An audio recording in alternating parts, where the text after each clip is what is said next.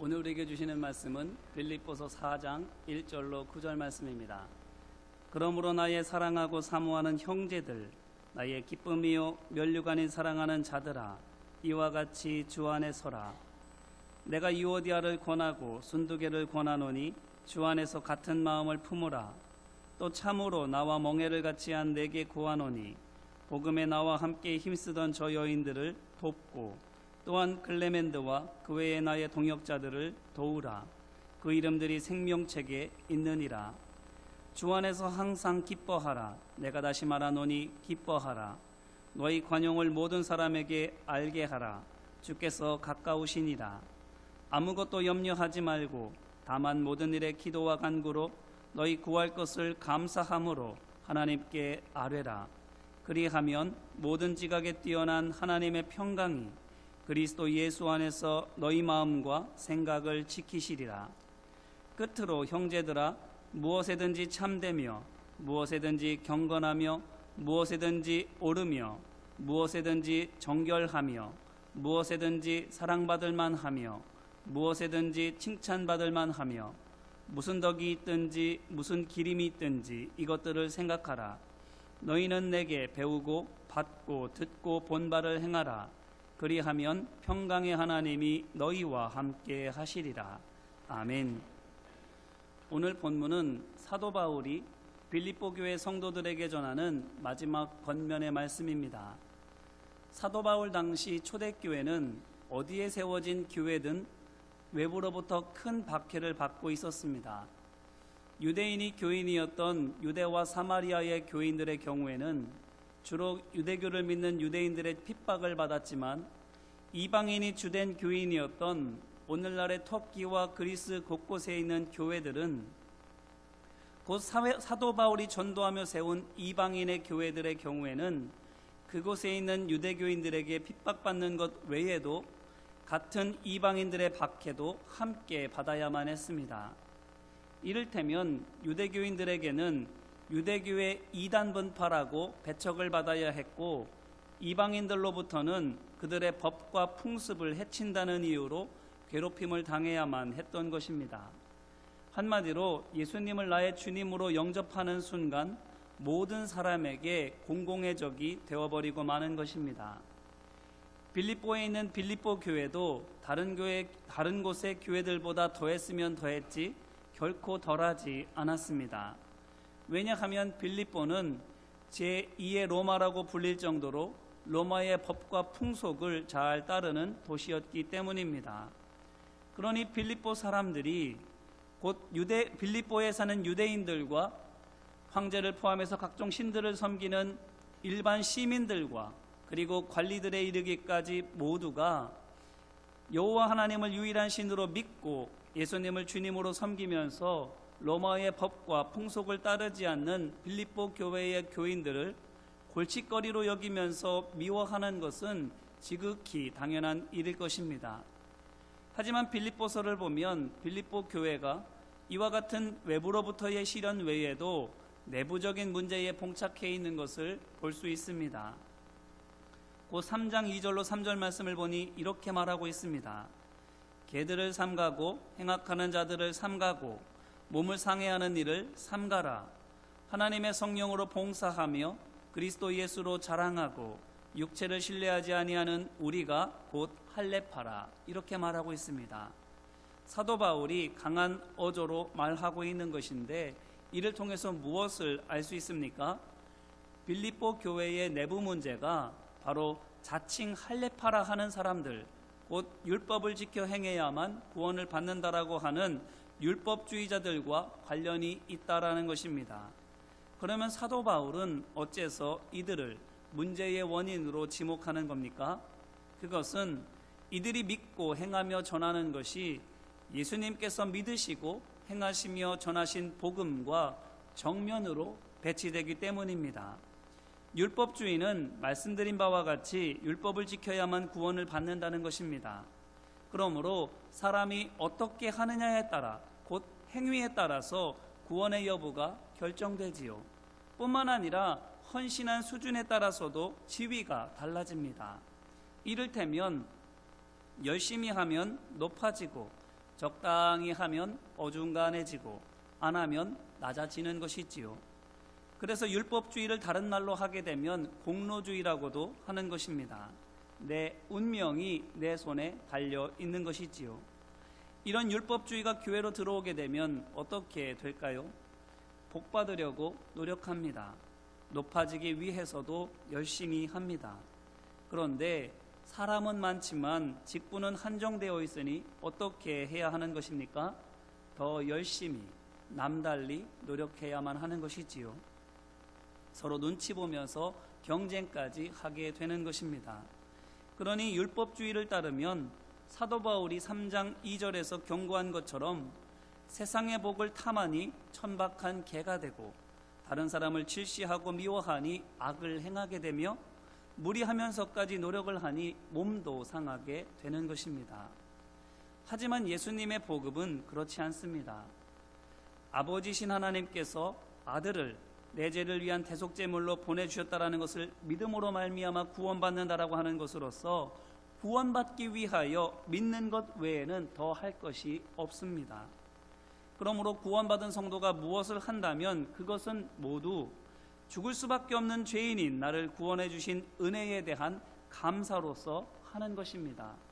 구원받기 위해서, 복받기 위해서 하는 것이 아니라 복주심에 감사해서, 구원해 주신 은혜에 감사해서 하는 것입니다. 정말로 무엇을 하든지 감사할 수 있습니다. 왜 그렇습니까? 하나님의 일에 필요한 모든 것이 있으신 성령님께서 우리 안에 계시기 때문입니다. 이 사실이 믿어지지 않아도 곧 하나님의 능력보다 나의 환경이나 내가 가지고 있는 재능에 눈이 고정되어서는 자신감이 없다 할지라도 걱정하지 않아도 됩니다. 왜 그렇습니까? 하나님께서 내가 그 사역을 감당할 수 있도록 도울 수 있는 사람을 보내주시기 때문입니다. 모세와 아론을 생각해 보시기를 바랍니다.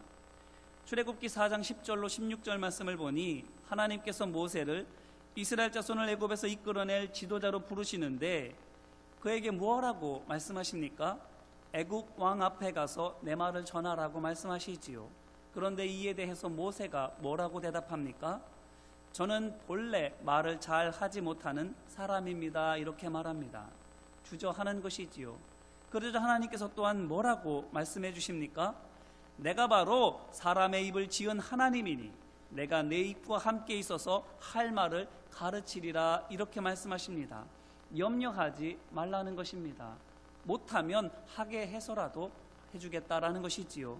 하지만 그런데도 모세가 또한 뭐라고 말합니까? 주여 보낼 만한 자를 보내소서 이렇게 말합니다. 자신은 자격이 없다라는 것이지요. 그래서 하나님께서는 또한 뭐라고 말씀하십니까? 아이 그러면 됐다 이렇게 말씀하시지 않고 그러면 말 잘하는 내 형 아론을 내게 보내리니 그가 내 입을 대신할 것이라고 말씀하십니다. 못한다고 해서 그냥 안 하게 하시는 것이 아니라 할 수 있도록 돕는 자를 보내주시는 것입니다. 그래서 아론으로 하여금 모세의 입이 되어서 이스라엘 자손과 애굽 왕 앞에서 하나님의 말씀을 전하게 하시는 것입니다. 그러니 예수님의 복음을 믿고 따르면 사도 바울이 3장 3절에서 말한 것처럼 성도는 하나님의 성령으로 봉사하게 됩니다. 내 지혜와 힘이 아닌 성령의 도우심에 힘입어서 하나님의 일을 감당할 수 있게 되는 것입니다. 그래서 그 일을 하면 할수록 더 감사하게 됩니다. 성도들과 도움을 주고 받으면 받을수록 함께하는 성도들을 더 사랑하는 마음으로 섬기게 됩니다. 이런 성도가 많으면 많을수록 교회가 어떻게 되겠습니까? 열심히 노력하되 경쟁이 없고 천박해지지 않으며 몸과 마음이 상하는 일도 없게 되는 것이지요. 일하는 것은 율법주의자들이 하는 것과 거반 다른 바 없습니다. 열심히 합니다. 하지만 그들과는 다르게 하면 할수록 더 큰 기쁨과 평강이 안에 찾아 들어오게 되는 것입니다. 이것이 바로 성령께서 일하시는 교회의 모습입니다. 이제 이 말씀으로 우리 자신을 돌아보기를 간절히 바랍니다. 우리는 어떻습니까? 구원의 기쁨과 감격으로 인해 무엇이든 감사함으로 기꺼이 감당하고 있습니까? 사도 바울을 보시기를 바랍니다. 오늘 말씀 1절을 보니 그가 빌립보 교회 성도들을 향하여 뭐라고 부르고 있습니까? 나의 사랑하고 사모하는 형제들, 나의 기쁨이요 면류관인 사랑하는 자들이라고 하지 않습니까? 이 말이 무엇을 의미합니까? 성령으로 충만한 믿음의 사람의 눈에는 성도가 이렇게 보인다라는 것입니다. 사랑스러워 보입니다. 마음에 늘 품고 늘 생각하며 흠모합니다. 함께 하기를 기뻐합니다. 또한 면류관처럼 곧 자랑하는 것으로 여깁니다. 어떻게 할 때에? 무엇으로도 씻을 수 없는 내 죄를 예수님께서 십자가에서 값없이 용서해 주셨다라는 그 사실을 우리가 깨닫게 될 때에 우리는 성도들을 이와 같은 눈으로, 마음으로 보고 대할 수 있게 되는 것입니다. 그러므로 바라기는 성령님께서 우리 안에서 역사하셔서 예수님의 복음이 기억나고 또 이해되게 해주시기를 주님의 이름으로 기원합니다. 그래서 우리 안에 구원받음에서 나오는 참 기쁨과 감사가 샘솟게 되기를 소망하고 축복합니다. 이렇게 사랑하는 마음으로 사도 바울이 빌립보 교회의 성도들을 향하여 권면합니다. 뭐라고 권면합니까? 1절 전반부를 보니 이와 같이 주 안에 서라 권면하고 있습니다. 이 말인즉슨 성도가 서 있어야 할 곳이 바로 주 곧 예수 그리스도라 하는 것입니다. 이것은 마태복음 16장 18절에서 교회가 주는 그리스도시요 살아계신 하나님의 아들이십니다라는 믿음의 고백 위에 서 있어야 한다는 예수님의 말씀과 똑같은 말씀입니다. 왜냐하면 교회는 이 믿음을 가진 사람들의 모임이기 때문입니다. 그러면 왜 사도 바울이 이렇게 권면하는 것입니까? 그것은 앞서 말씀드린 것처럼 빌립보 교회의 성도들에게 문제가 있기 때문입니다. 율법주의의 가르침으로 인해 사랑해야 할 성도들이 서로 반목하고 연합해야 할 성도들이 제각각 분열되고 있기 때문인 것입니다. 곧 예수님 안에서 굳건히 서 있지 못함으로 말미암아 세상에서 얻을 수 없는 평안함을 누려야 할 교회가 흔들리고 있는 것입니다. 그러면 무엇이 예수님 안에 굳건하게 서는 것입니까? 어떻게 해야만 이 참 평안을 우리는 얻을 수 있는 것입니까? 첫째는 예수님의 마음을 품어야 합니다. 따라해 주시면 고맙겠습니다. 예수님의 마음을 함께 품어야 합니다. 아멘. 2절 말씀입니다. 내가 유오디아를 권하고 순두개를 권하노니 주 안에서 같은 마음을 품으라. 아멘. 여기에서 유오디아와 순두개는 빌립보 교회의 양대 산맥이라 할 수 있는 지도자들입니다. 하지만 말씀에서 우리가 느낄 수 있는 것처럼 이 두 사람이 같은 마음이지 않습니다.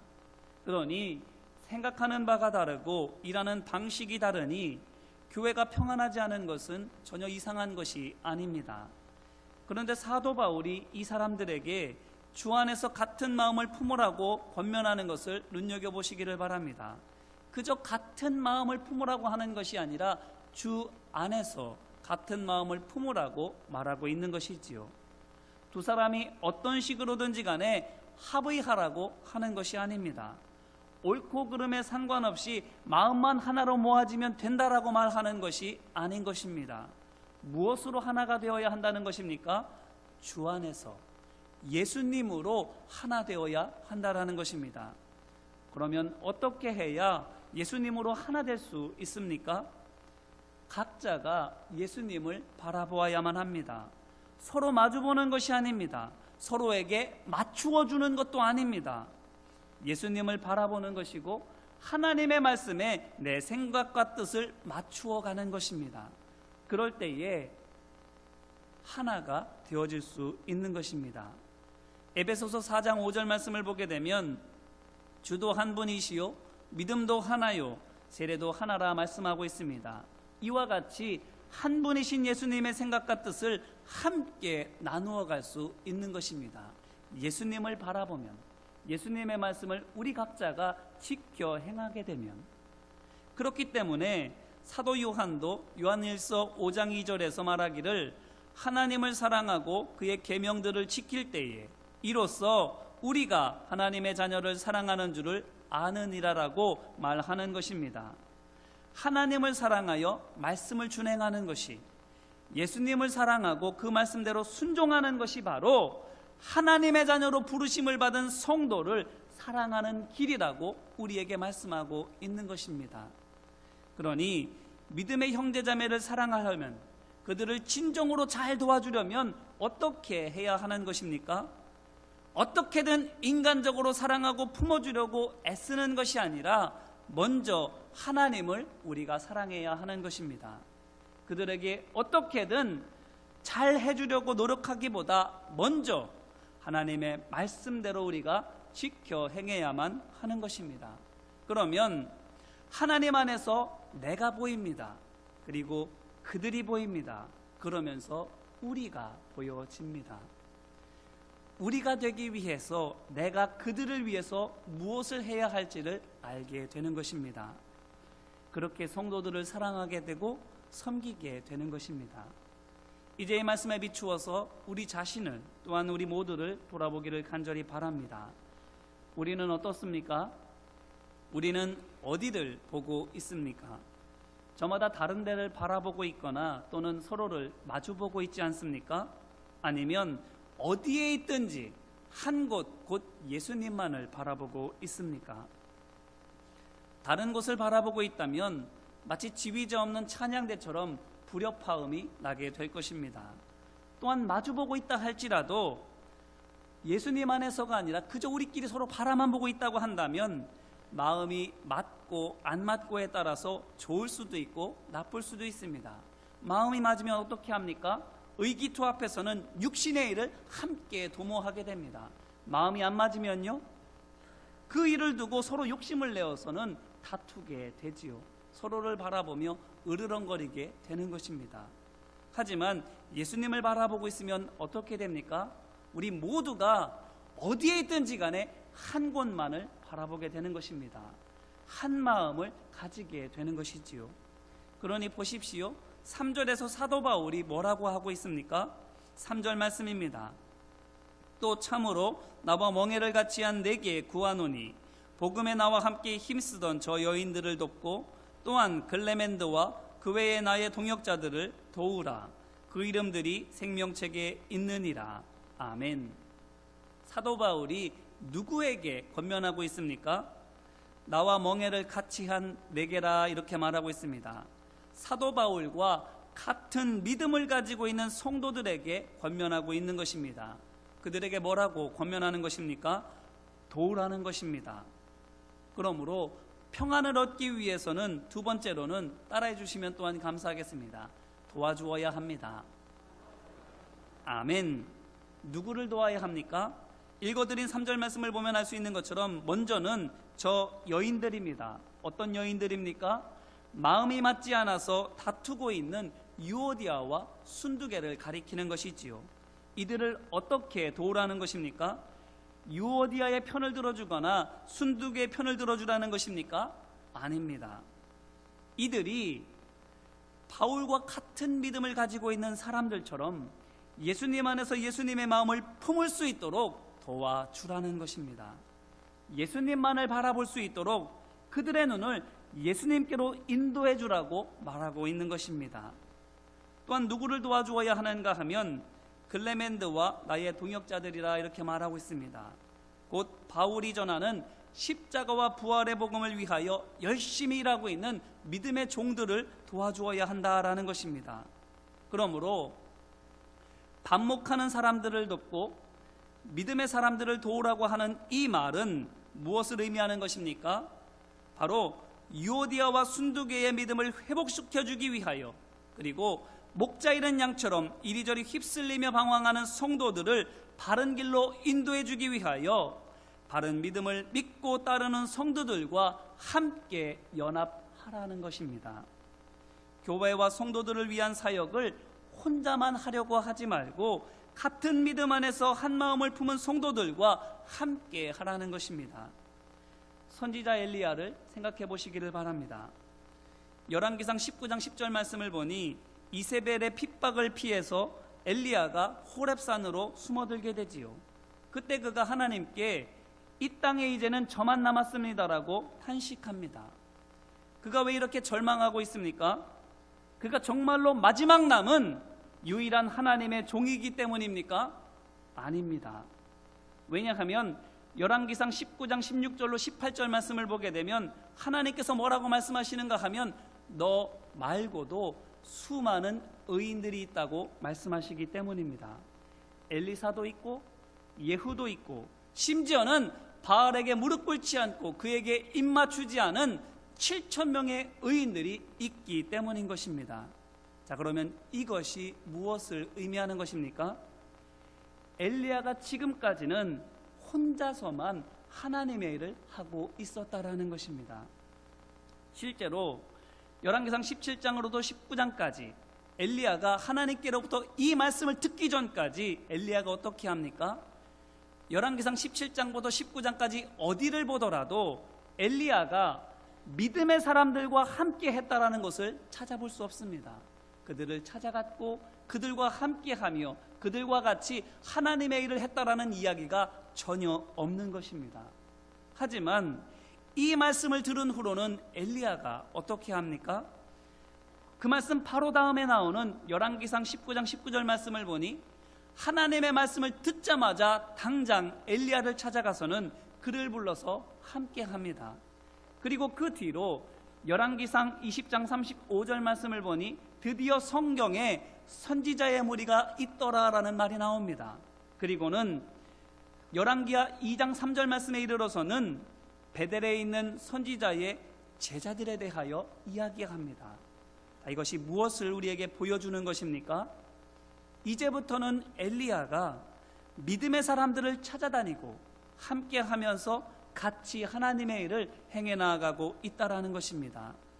그러므로 이제 이 말씀으로 다시 한번 우리 자신을 돌아보기를 바랍니다. 우리는 어떻습니까? 갈등이 있는 곳에 가서 갈등하는 그들 모두가 하나님을 바라볼 수 있도록 돕고 있습니까?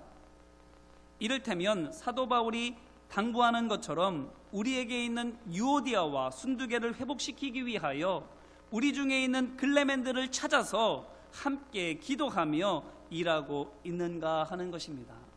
아니면 그저 홀로 있으면서 아유 이런 생각 가지고 있는 거는 나밖에 없어 하면서 다른 사람들을 향하여 섣불리 판단하거나 아니면 나 혼자 애쓴들 뭐하나 하는 마음으로 탄식하며 손을 놓고 있지는 않습니까?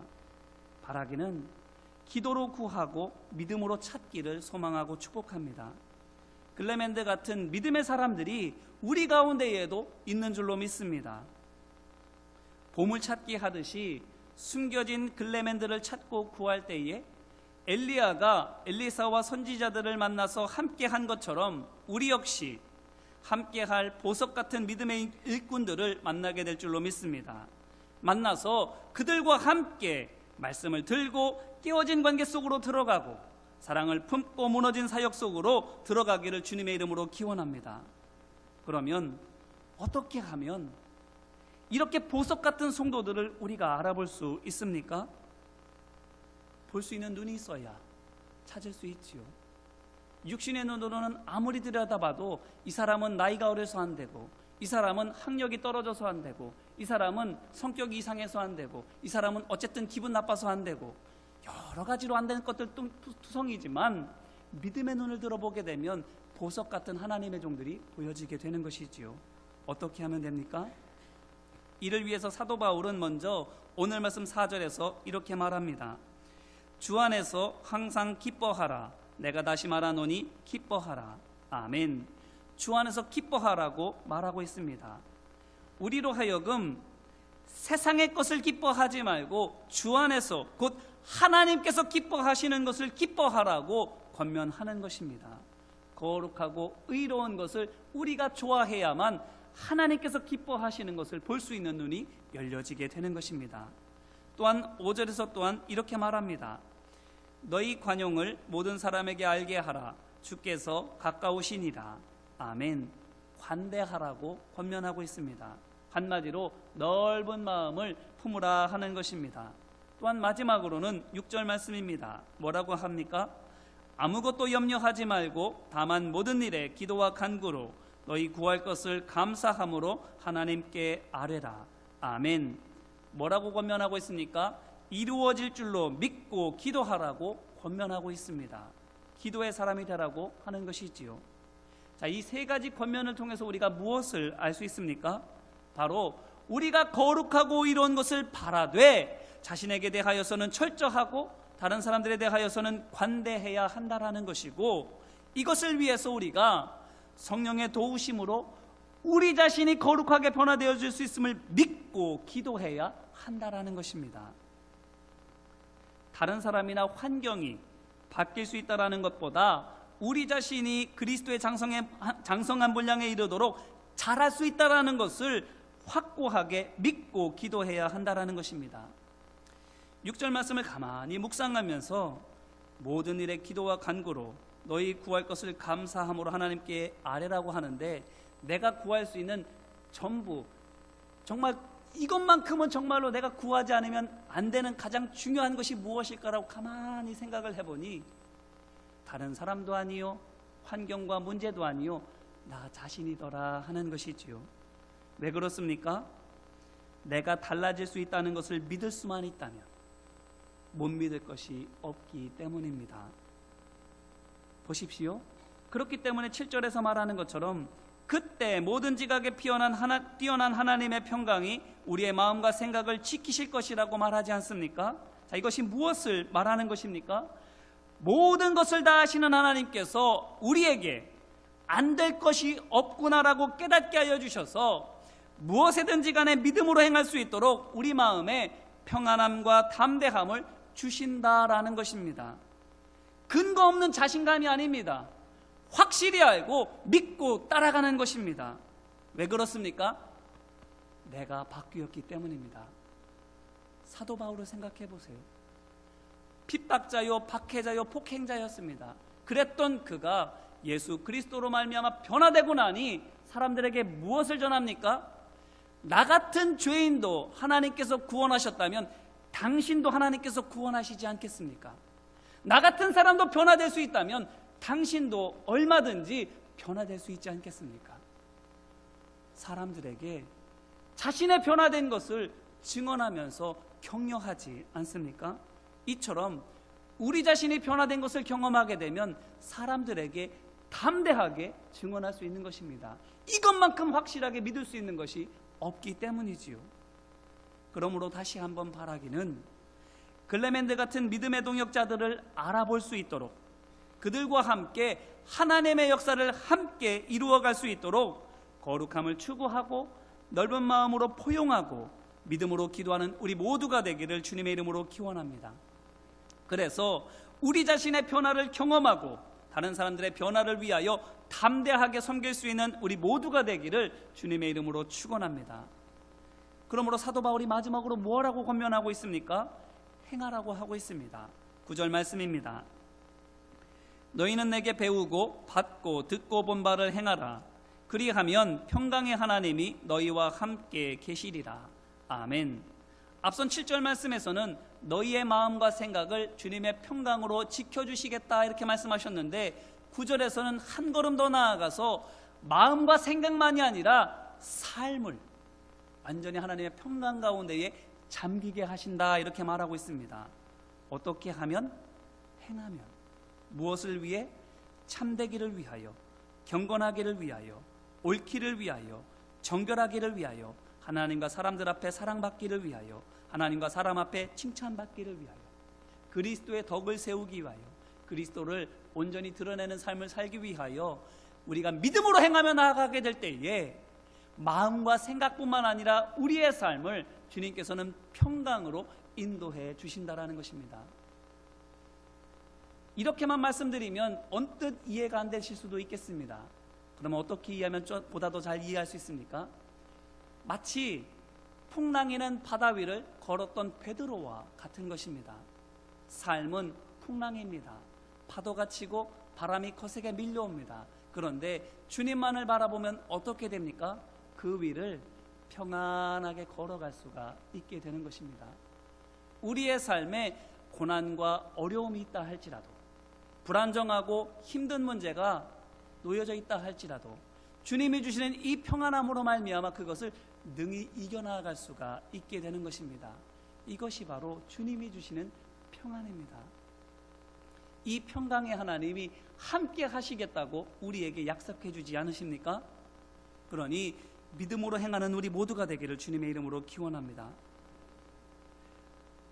여러 가지 권면의 말을 들었는데 이 모든 것이 진정으로 이루어지려면 믿고 해보는 길밖에 없다고 사도 바울이 권면하고 있지 않습니까? 그러니 작은 것이라 할지라도 하나님 앞에 믿음으로 감당해보는 우리 모두가 되기를 주님의 이름으로 권면합니다. 순종할 때에 열매가 맺혀지게 될 것입니다. 이와 같이 아무리 어렵고 힘들어도 평강을 주시는 하나님께서 우리로 하여금 평화를 누리게 하시고 담대함을 얻어서 함께 하나님의 뜻을 이루어갈 수 있도록 붙잡아주고 있으니 함께 믿음으로 나아가는 우리 모두가 되기를 주님의 이름으로 축원합니다. 이제 말씀을 붙들고 함께 기도하기를 원합니다. 눈을 감고 가만히 생각해 보시기를 바랍니다. 하나님의 마음을 품고 있습니까? 또한 믿음의 형제자매들을 힘써 돕고 있습니까? 작은 것부터 지켜 행하고 있습니까? 만약 그렇지 못하고 있다면 이 시간 회개하기를 원합니다. 주님, 불쌍히 여겨주셔서 나의 연약함을 도와 주옵소서라고 회개하며 간구하기를 원합니다. 또한 결단하며 기도할 때에 주님, 제가 유오디아와 순두개를 돕는 자가 되겠습니다. 또한 그들을 섬기는 믿음의 종들과 함께 하겠습니다. 힘써 회복시키는 자들을 도와서 함께 하나님의 뜻을 이루어가고 교회를 평안하게 하며 성도들의 삶을 복되게 하고 우리 모두가 주님 주시는 은혜와 복락 안에서 풍성함을 누리게 제가 섬기겠습니다라고 결단하기를 원합니다. 시간 회개하며 간구하며 함께 기도하겠습니다. 은혜와 사랑 많으신 아버지 하나님, 사도 바울을 통해서 우리에게 평안함을 얻는 은혜의 길에 대해서 말씀해 주십니다. 주님, 하나님의 마음을 함께 품기를 원합니다. 회복되도록 섬기기를 원합니다. 연약하고 부족한 자들을, 넘어지고 쓰러진 자들을 말씀으로 붙들어주게 하여 주시옵시고 또한 그들을 섬기는 하나님의 종들을 같은 마음으로 섬기며 힘써 돌보기를 원합니다. 뿐만 아니라 작은 것이라 할지라도 하나님의 덕을 세우기 위하여 힘써 섬기며 지켜 행하기를 원합니다. 아버지 하나님, 연약하고 부족한 우리를 불쌍히 여겨주시고 성령의 담대함을 우리 안에 허락하여 주셔서 주님 주시는 지혜와 능력으로 이기게 하여 주시옵시고 굳건히 일어서서 함께 주님의 뜻을 이루어가게 하여 주옵소서. 같은 마음을 모으게 하여 주시옵시고 주님만을 바라보게 하여 주시옵시고 주님을 향하여 함께 손을 붙잡고 주님의 일들을 감당할 수 있도록 주님 도와주시옵소서. 그래서 우리로 하여금 주님 주시는 평강을 마음과 생각뿐만 아니라 우리의 삶과 사역에서도 풍성하게 누릴 수 있도록 아버지 하나님 함께 하여 주시옵소서. 평강의 하나님께서 우리와 함께 하시겠다고 약속해 주셨습니다. 하나님의 말씀을 지켜 행하게 하여 주시옵시고 사랑으로 보듬고 섬김으로 말미암아 우리의 가정이, 일터와 직장과 학교가, 또한 우리 교회가 주님 안에서 평강을 누리며 하나님의 은혜를 누릴 수 있도록 도와주시옵소서. 함께 하시는 은혜를 누릴 수 있도록 주님, 이 시간 우리가 헌신하며 결단하오니 우리의 작은 손길이 오병이어가 돼서 주님의 손에 올려질 때에 풍성한 열매를 맺게 될 줄로 믿습니다. 아는 이들을 배부르게 하고 복되게 할 줄로 믿습니다. 우리의 오병이어를 받아주시고 거룩하게 축사하여 주셔서 사용하여 주시옵소서. 그래서 우리를 통하여 주시는 그리스도의 평강과 은혜와 능력이 우리 모두에게 흘러가서 주님 주시는 은혜를 찬양하며 기뻐하며 하나님의 영광을 높일 수 있도록 도와주시옵소서. 함께하여 주시고 인도하심을 믿고 간절히 구합니다. 주님 역사하시고 도와주시옵소서. 은혜와 사랑 많으신 아버지 하나님, 감사합니다. 평강을 얻기를 원합니다. 힘들고 어려운 우리의 인생살이 속에서, 또한 힘들고 어려운 교회의 형편 속에서 주님 주시는 평강을 우리가 누리기를 원합니다. 이를 위하여 같이 하나님의 마음을 함께 품게 하여 주시고 힘써 서로를 사랑으로 돌보며 섬기게 하여 주시옵소서. 또한 우리 안에 있는 글레멘드와 같은 믿음의 동역자들을 기도함으로 찾고 함께함으로 말미암아 격려하고 세워줌으로 말미암아 함께 하나님의 뜻을 아름답게 이루어가고 상처받고 넘어진 사람들도 또한 일으켜 세워줄 수 있는 은혜가 있게 하여 주옵소서. 그래서 우리 안에 있는 평강이 우리를 통하여 서로에게 흘러가게 하시고 우리의 가정과 이웃과 교회와 세상을 향하여서도 흘러가게 하여 주셔서 모든 이들이 주님의 평강을 누릴 수 있도록 역사하는 믿음의 종들 되게 하여 주시옵소서. 도우시고 인도하심을 믿고 간절히 구하며 은혜와 사랑 많으신 예수님 이름으로 기도합니다. 아멘.